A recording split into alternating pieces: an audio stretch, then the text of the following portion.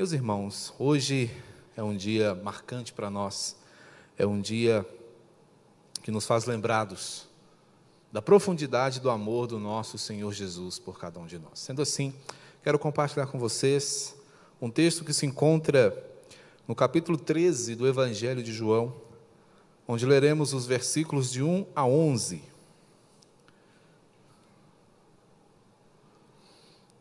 Evangelho de João, capítulo 13, do verso 1 até o verso 11, onde lemos assim: Ora, antes da festa da Páscoa, sabendo Jesus que era chegada a hora de passar deste mundo para o Pai, tendo amado os seus que estavam no mundo, amou-os até o fim. Durante a ceia, tendo já o diabo posto no coração de Judas Iscariotes, filho de Simão, que traísse a Jesus, sabendo este que o Pai tudo confiara às suas mãos, e que viera de Deus e voltava para Deus, levantou-se da ceia, tirou a vestimenta de cima e, tomando uma toalha, cingiu-se com ela. Depois deitou água na bacia e passou a lavar os pés aos discípulos e a enxugar-lhes com a toalha com que estava cingido.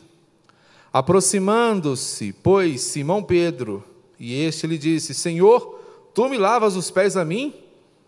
Respondeu-lhe Jesus: o que eu faço não sabes agora, compreendê-lo-á depois.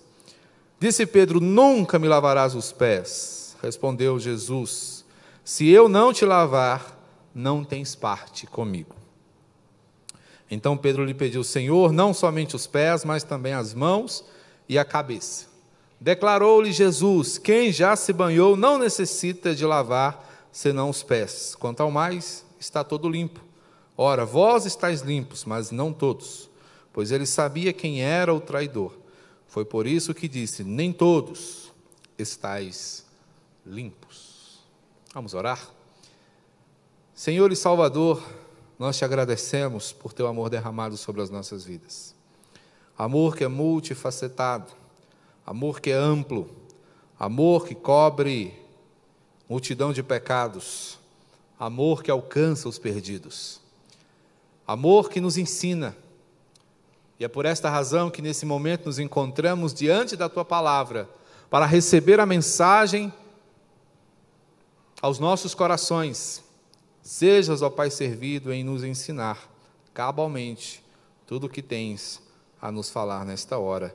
Suplicantes, oramos em nome de Jesus. Amém e amém, Senhor. Um pastor norte-americano, escritor de vários livros, também de excelentes artigos, chamado Jared Wilson, disse certa vez, fez uma pergunta na verdade: você se casaria com uma noiva se soubesse que ela iria trair você todos os dias? Uma pergunta que certamente impactou a sua audição, as pessoas que o ouviam, e em seguida ele completa: Jesus fez exatamente isso. A igreja de Jesus, a qual ele chama de sua noiva, não raramente se encontra em postura infiel para com o seu noivo. Não obstante as suas falhas, não obstante as suas dificuldades, ele a ama com um amor intenso. Ele a ama profundamente, a ponto de se sacrificar por ela. É esse amor que Jesus entrega por mim e por você. É esse amor que Jesus tem por cada um de nós. É este amor que está exemplificado no dia de hoje. É esse amor que, infelizmente, é ofuscado pelo doce sabor do chocolate, pela fofura do coelho da Páscoa. Mas é esse amor determinado, é esse amor corajoso, é esse amor que abre mão de si mesmo, que a Páscoa tem o propósito de nos comunicar. É esse amor que nos liberta, é esse amor que nos faz novos todos os dias. Jesus aqui está vivendo momentos íntimos com o seu povo, com a sua igreja. Jesus se prepara para os finalmente do seu ministério. Jesus encerra, por assim dizer, o seu ministério público.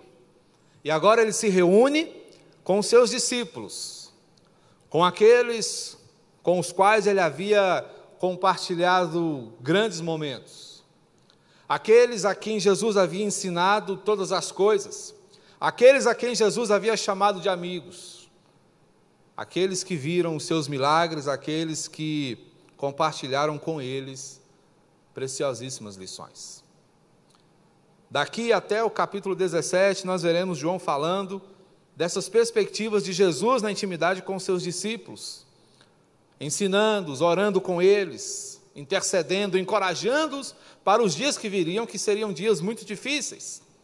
Jesus estava às portas da traição, Jesus estava às portas da prisão, Jesus estava para ser carregado, sumariamente julgado e condenado, e finalmente morto.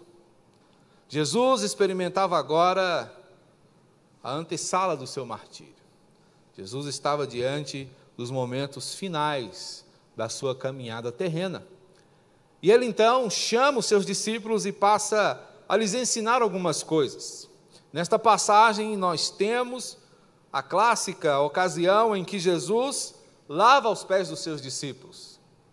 É uma coisa interessante porque esse hábito, ele era frequentemente praticado em todas as casas. Naqueles dias as pessoas viajavam a pé por estradas poeirentas, e cada casa, quando recebia alguma pessoa, tinha ali uma bacia, uma toalha e alguém encarregado de fazer esse serviço, de lavar os pés dos seus convidados. Um costume que hoje para nós parece difícil de ser compreendido, porque chegamos bem calçados, chegamos de carro, não chegamos mais com os pés sujos, e o máximo que fazemos é passar os pés ali num capacho que porventura esteja à porta, ou quem sabe num pano úmido, para não sujar os interiores da casa. Mas naqueles dias as pessoas chegavam com os pés cheios de poeira. Era notório que aquelas pessoas haviam caminhado muito, e lavar os pés significava oferecer algum conforto ao viajante. Só que não era uma coisa que era feita pelo próprio viajante. As casas mais abastadas tinham alguém, normalmente um escravo, que estava encarregado desse serviço.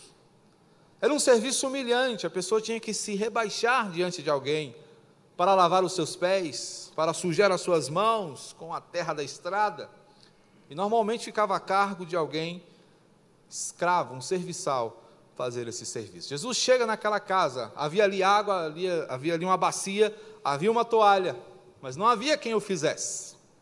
Os discípulos entreolharam-se, e ninguém tomou a atitude de fazê-lo. Ninguém tomou a iniciativa de ser o primeiro, de se oferecer para lavar o pé de alguém, e ficaram ali.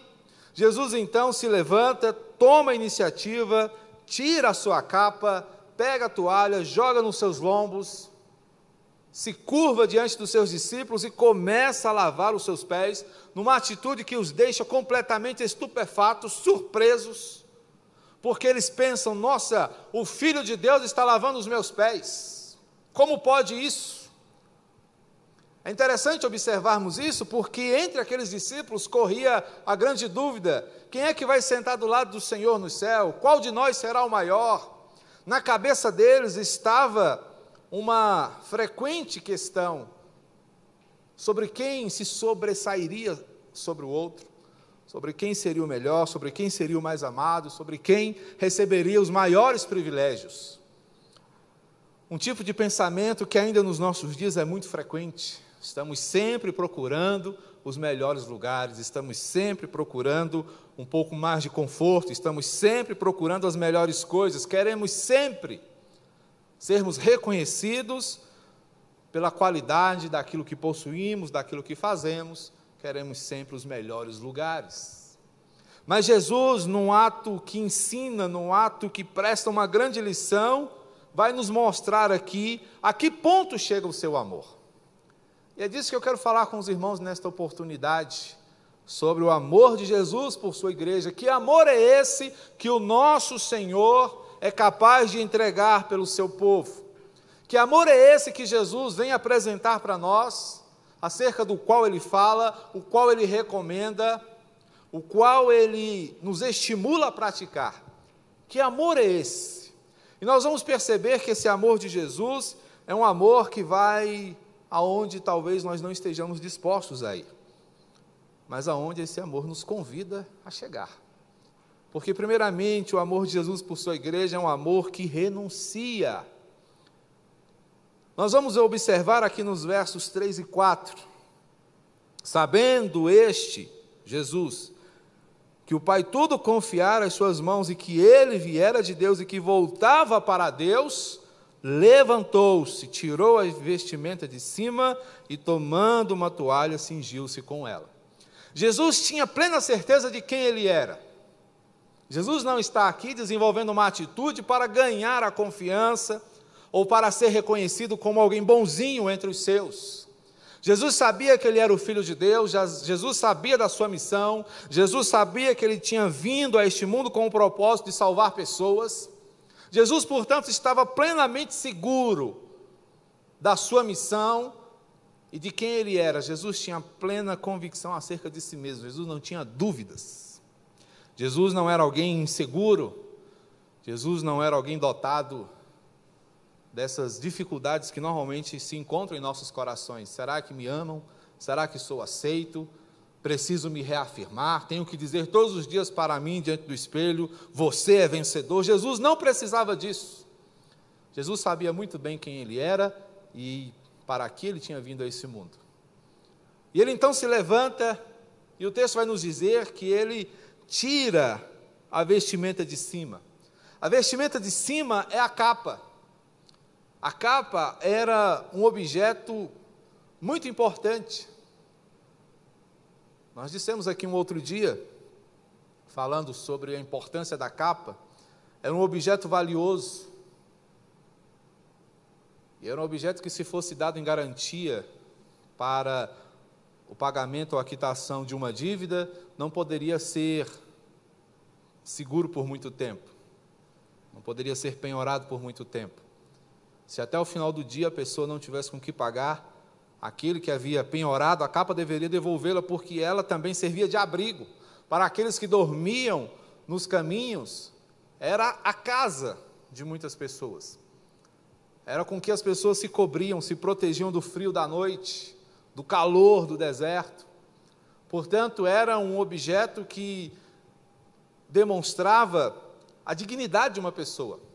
Jesus, portanto, se despe da sua capa. Jesus se apresenta com a roupa de dormir. Jesus se apresenta com a roupa de baixo. Jesus, então, mostra-nos que a atitude do Filho de Deus é a atitude de abnegar-se, é a atitude de renunciar, é a atitude de abrir mão, de mostrar a sua condição humilde. Jesus está se humilhando diante daqueles. Jesus tem naquele momento 3 certezas de que a sua hora estava chegando. Ao longo do seu ministério, em várias oportunidades ele disse, não é chegada a minha hora, como na ocasião do primeiro milagre que ele realiza, naquele casamento, quando Maria chega para ele e diz, olha, acabou o vinho, ele falou assim, o que eu tenho a ver com isso? Não chegou a minha hora, não está na hora ainda. Mas agora Jesus sabe que a sua hora chega, Jesus sabe que o traidor está ali perto e que está agindo, Jesus sabe também que ele tem plena confiança do Pai. E de posse dessas certezas, Jesus se humilha, e o seu amor perseverante, sincero, ele vai então e executa a função de um escravo. Jesus não tem medo do que vão pensar, Jesus não tem medo do que vão achar. Puxa vida, o mestre fazendo isso? Como pode? O que vão pensar de mim? Vão se aproveitar de mim? Agora vão me pisar, agora vão me humilhar o tempo todo. Jesus não se preocupa com essas coisas, preocupações essas que muitas vezes passam pelo nosso coração. Porque Jesus tem um objetivo muito claro, e Jesus quer aqui nos ensinar uma lição de simplicidade. Jesus está dizendo que eu e você devemos ser como Ele, devemos estar prontos para servir uns aos outros. Os discípulos sabiam que era algo a se fazer, que os pés daquelas pessoas ali naquela casa deveriam ser lavados.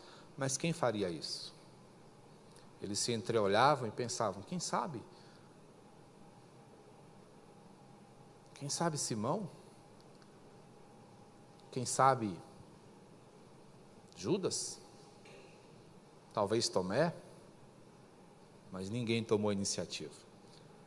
O mestre, então, observando aquela situação, reconhecendo a oportunidade do ensino, se levanta e diz, olha, o amor que eu tenho por vocês é um amor que abre mão, é um amor que renuncia, é um amor abnegado, é um amor que nos estimula a sermos simples. Esse é o amor de Jesus pela sua igreja, é um amor que renuncia, é um amor que abre mão da sua grandeza, é um amor que reconhece a importância de uma vida simples. Mas o amor de Jesus por sua igreja, além de ser um amor que renuncia, é também um amor que serve. Jesus abre mão da sua glória, Jesus abre mão da sua honra para servir aos demais. O texto diz aqui, depois de narrar o episódio em que Jesus lava e enxuga os pés dos seus discípulos, aqui no verso 5, o verso 6 vai nos mostrar que aproximou-se de Simão e este lhe disse, Senhor, o Senhor vai lavar meus pés? E Jesus disse, o que eu faço, você não compreende, mas você vai entender depois. Jesus está aproveitando aquele momento para dar uma lição. E a postura de Pedro mostra exatamente a perplexidade presente no coração daqueles homens. Como sempre, Pedro é o primeiro a se pronunciar, a demonstrar o seu pensamento, como ele via tudo aquilo. Pedro se apresenta aqui perplexo, perguntando como pode, o Senhor é o Filho de Deus, o Senhor é meu mestre, o Senhor é grande, é poderoso, como é que o Senhor vai fazer isso? Logo em seguida nós vamos ver Pedro mergulhando numa ambiguidade terrível, ele vai se contradizer, porque depois ele vai dizer que precisa de um banho, quando num primeiro momento ele rejeita ser lavado nos pés. Mas o que Jesus está procurando nos mostrar aqui, meus irmãos, é que a sua postura de entrega tem uma significação muito profunda. E a significação que Jesus passa a nos mostrar aqui é que, não obstante tenhamos reconhecido a salvação em Cristo Jesus, há uma necessidade constante de purificação.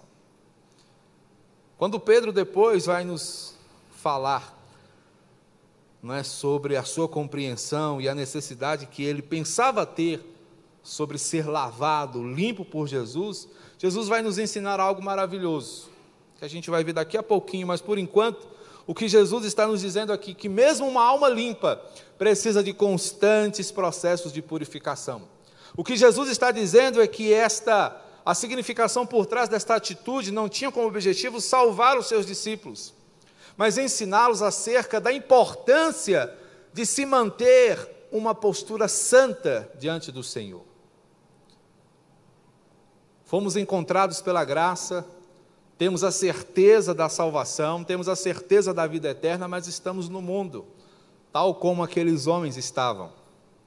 E no mundo, muitas vezes, nós nos contaminamos com as suas impurezas. Nos caminhos do mundo, nós podemos sujar os nossos pés.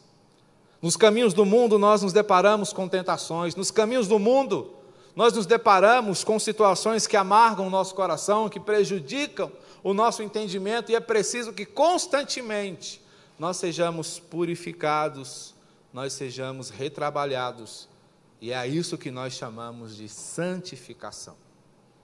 Jesus, portanto, está dando àqueles homens ali um entendimento de que uma vida marcada pela prestatividade, pelo serviço, nos leva a reconhecer o quão necessitados nós somos ainda de aprimoramento, de santidade, de aperfeiçoamento. É servindo aos outros, nas suas necessidades, que nos tornamos conscientes das nossas. Quando acudimos o enfermo, somos lembrados que a mesma constituição que ele possui também é a nossa, que se ele adoeceu, é possível que nós também adoeçamos. Quando nos deparamos servindo alguém que caiu, mediante uma fraqueza carnal, somos lembrados que também não somos perfeitos, mas que temos também as mesmas chances de nos encontrar em pecado, fraquejando, falhando diante do Senhor. Portanto, o serviço nos sensibiliza. É o que Jesus está mostrando ali. É a lição que Pedro, naquele primeiro momento, não está disposto a aprender, mas que Jesus vem, por seu amor, desafiar. A mim, a você, assim como desafiou a ele também naqueles dias. Portanto, o amor de Jesus é um amor didático, é um amor que nos ensina. Depois de renunciar à sua glória, é um amor que serve para que nós possamos aprender. E essa é a terceira perspectiva desse amor de Jesus por nós. Porque depois de renunciar a si mesmo, servir a nós, ele também é um amor que está aplicado em nos capacitar por meio do ensino. Logo, o amor de Jesus por sua igreja é o amor que nos ensina. Verso 9. Verso 8 diz assim: Pedro disse: nunca me lavarás os pés. Respondeu-lhe Jesus: se eu não te lavar, não tens parte comigo. Pedro queria se sobressair mais uma vez, dizendo: eu não vou ser responsável por esta humilhação do Senhor. Não. Jesus falou: beleza. Só que a partir do momento em que você não me permitir fazê-lo, nós rompemos. Tá certo? Pedro não teve coragem. Pedro falou então no verso 9: então, Senhor, faz o seguinte, não me lava só os pés, lava também as minhas mãos e a cabeça. E é quando Jesus então explica, não é, de forma exemplar, que Pedro não teria essa necessidade. Não obstante Pedro fosse extremado, não obstante Pedro ainda estivesse longe de compreender algumas coisas, ele era alguém já resgatado. Era alguém cujo nome estava escrito no livro da vida. E Jesus então lhe responde: Pedro, não precisa. Verso 10: quem já se banhou, não necessita de lavar senão os pés. Quanto ao mais, todo já está limpo. Vocês estão limpos, mas não todos. Jesus estava aqui agora fazendo uma alusão à condição dos discípulos e uma condição específica que era a de Judas. Todos eles estavam limpos, o que significava que cada um deles reconhecia Jesus como de fato o Filho de Deus. Reconhecia Jesus como o penhor de sua salvação. Cada um deles, com exceção de Judas Iscariotes. Judas não havia entendido. Judas já havia negociado, já havia vendido Jesus, já havia o entregue por 30 moedas de prata.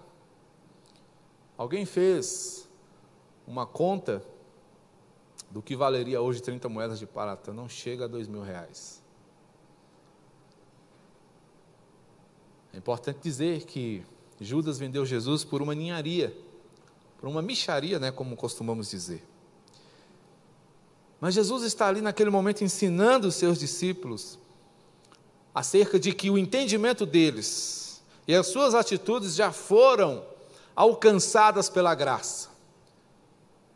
Quando Pedro pede: Senhor, lava a minha cabeça e lava também as mãos, Jesus está ouvindo de Pedro que ele necessita ter o seu entendimento mudado e as suas atitudes transformadas. Mas Jesus lhe explica: isso já aconteceu, Pedro. Não é preciso. O que você precisa, assim como todos os demais, é abraçar uma vida de santificação constante. E é isso que eu quero dizer a você quando afirmo a necessidade de vocês serem lavados os pés. O mundo é um lugar que nos contamina. Temos visto de forma vívida nesses últimos dias que caminhar pelo mundo é correr o risco da contaminação. Mas é importante nos lembrarmos que a contaminação que o mundo pode nos oferecer não é apenas um vírus. Não são apenas os micro-organismos que estão aí espalhados pelo ar que podem nos adoecer. Mas a principal contaminação do mundo são as tentações que ele oferece.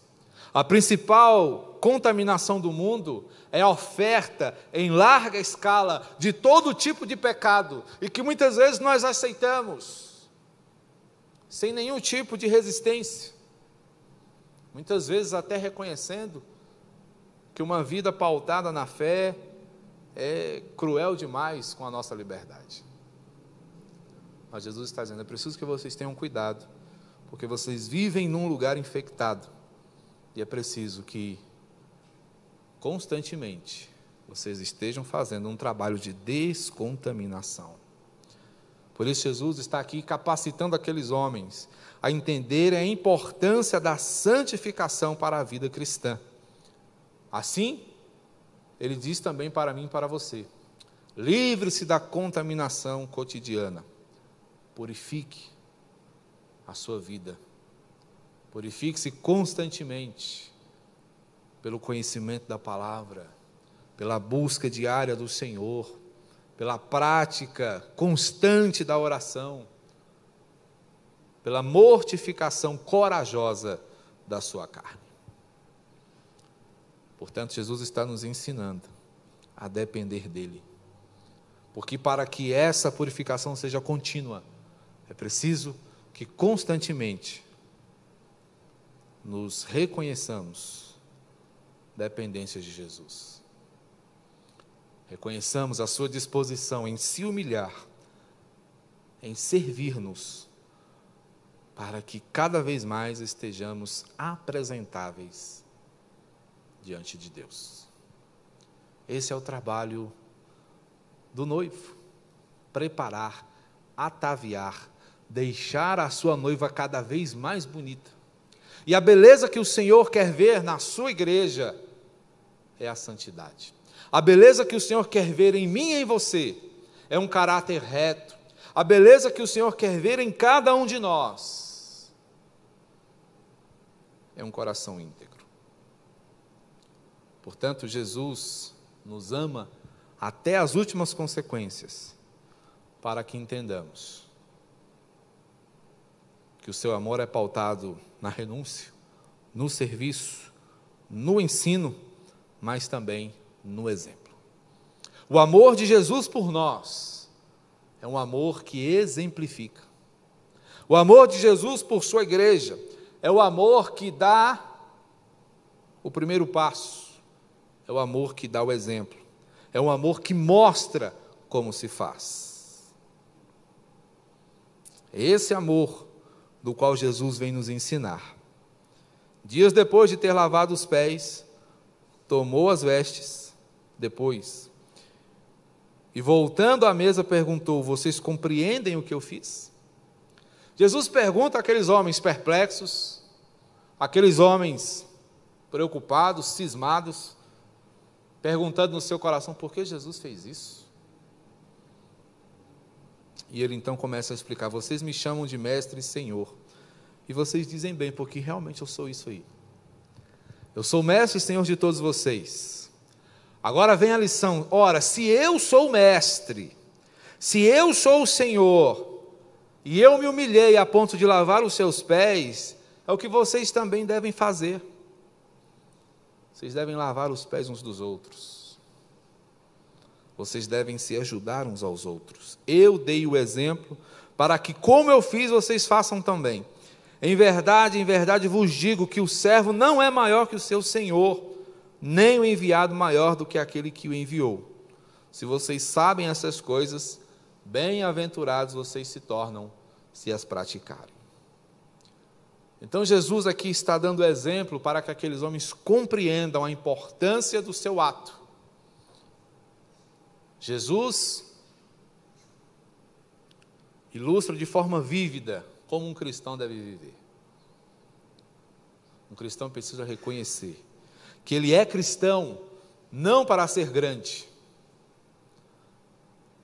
Muito pelo contrário, nós precisamos nos desvencilhar dessa ideia de grandeza que nos acompanha desde os nossos primeiros passos.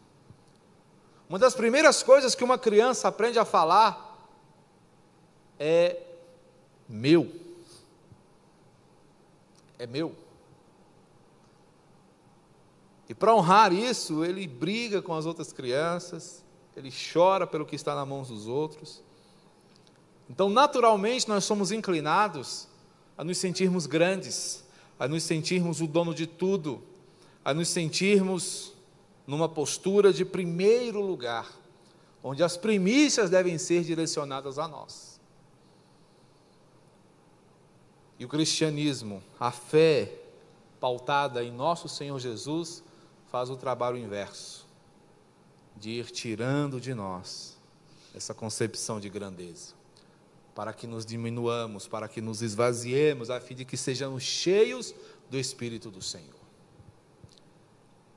Jesus está dizendo exatamente isso: eu me esvaziei, deixei o céu, deixei a minha glória, assumi a condição humana, para que vocês entendam, para que vocês vejam como é que se faz.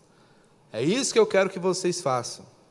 Eu vos dei o exemplo para que, como eu fiz, vocês façam também. Ser cristão, irmãos, resume-se nisso: fazer o que Jesus fez. E ele fez, diga-se de passagem, na condição humana, para que eu e você não tenhamos desculpa. Ah, foi Jesus que fez, mas Jesus fez na condição humana, mostrando que uma humanidade capacitada pelo Filho de Deus pode ir longe, muito longe, pode fazer mais. Portanto, Jesus não só dá o exemplo, ele é o exemplo. Ele é a pessoa a quem eu e você devemos imitar. Ele é a pessoa a quem eu e você devemos seguir. Ele é a pessoa que vive como eu e você deveríamos viver. Portanto, o resultado disso é extraordinário. O resultado disso é a felicidade. Jesus vai falar aqui de bem-aventurança, e bem-aventurança na boca de Jesus é algo maravilhoso.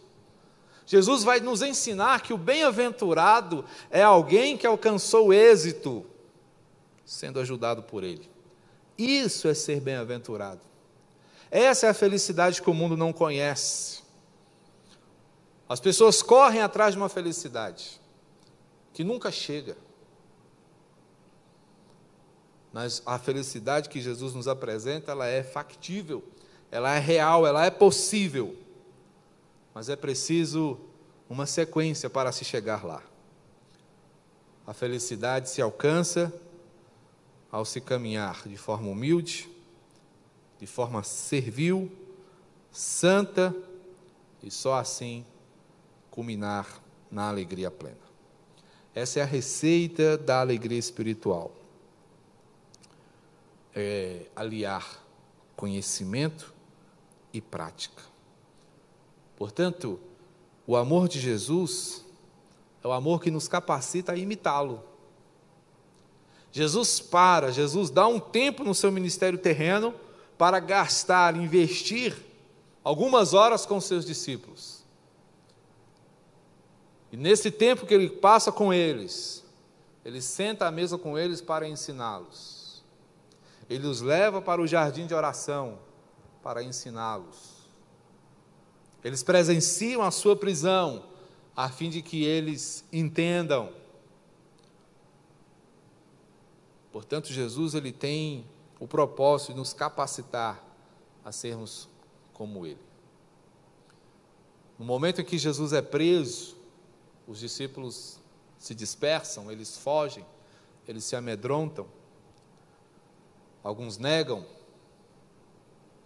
outros fogem, outros duvidam, mas quando eles retornam para serem semelhantes a Cristo. Com exceção de João, todos vão morrer martirizados.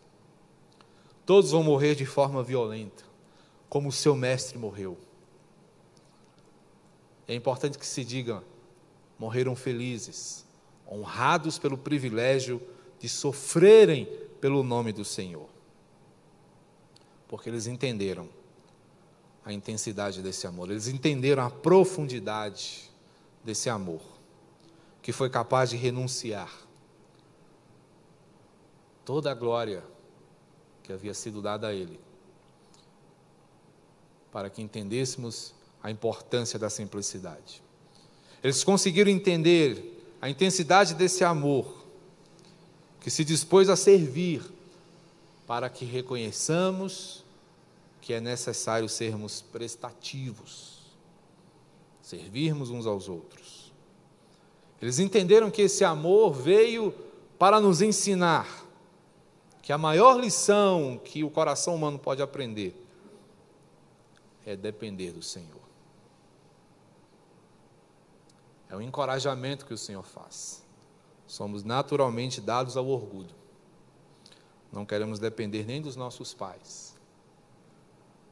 Mas Ele vem para dizer: vocês dependem eternamente de mim. E esse amor veio dar o exemplo de como nós podemos ser capazes de experimentar a grande alegria servindo, fazendo, vivendo como Ele viveu. É desse amor que falamos hoje. É esse amor simbolizado na Páscoa. É esse amor que a eternidade nos desafia a praticar. Porque foi esse amor que o nosso Senhor Jesus veio mostrar, caminhando por esta terra. Que esse amor te capacite e te constranja todos os dias, para que a cada dia você seja mais parecido com Ele. Amém? Vamos orar? Bendito Senhor, que amor é esse que nos desafia, que nos constrange, que nos serve, que nos prepara e nos estimula. Que amor é esse, Senhor? Muito embora, Pai, não haja em nós capacidade para explicá-lo, nós podemos, Senhor, perceber que esse amor é tudo para nós. Te agradecemos, Senhor, por este amor absurdamente grande, absurdamente incompreensível, mas absurdamente perceptível, absurdamente transformador. Obrigado, Senhor, porque esse amor não tem desistido de nós. Esse amor é o amor que tem insistido conosco. É esse amor que não tem nos deixado pelo caminho. Ajuda-nos, ó Deus, a cada dia a amarmos como o Senhor amou. Sabemos que esta é a vontade do Senhor. Portanto, rogamos ao Teu Espírito Santo que nos encha plenamente, para que amemos assim. Para a glória do Senhor te pedimos, agradecemos em nome de Jesus. Que a graça de nosso Senhor e Salvador Jesus Cristo, o amor de Deus, o nosso Pai, e o consolo orientador do Espírito Santo sejam com os santos nesta terra, ajudando-os a amar como o Mestre amou, todos os dias, até a consumação dos séculos, para que quando Ele vier e nos buscar, sigamos com Ele, adorando e servindo por todo sempre, pelos séculos dos séculos.